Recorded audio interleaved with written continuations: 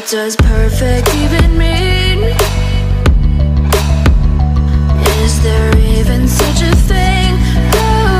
Ooh, can we switch up all the rules and imagine a utopia? Darling, I'm just so fed up with these expectations. They keep weighing me down.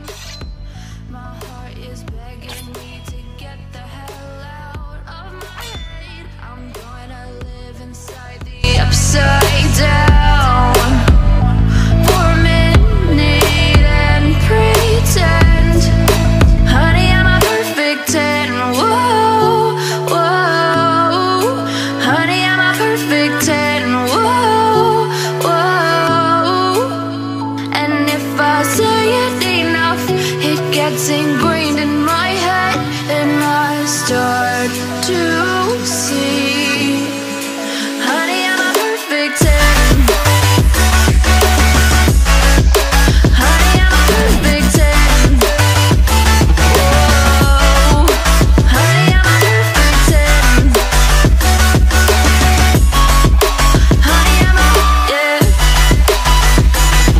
Oh, yeah, I've discussed it with myself, and I'm disgusted with the way we're told to have a certain face, a certain weight, because we aren't pixels on a screen. No, we're human, we breathe.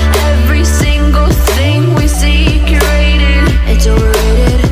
These expectations, they keep weighing me down.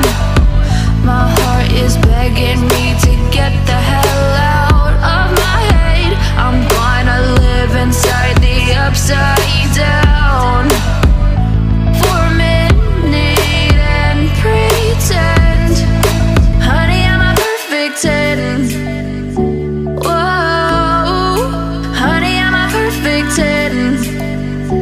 Whoa, and if I say it enough, it gets ingrained in my head, and I start to think, honey, I'm a perfect 10. Honey, I'm a perfect 10. Whoa, honey, I'm a perfect 10. Honey, I'm a, yeah.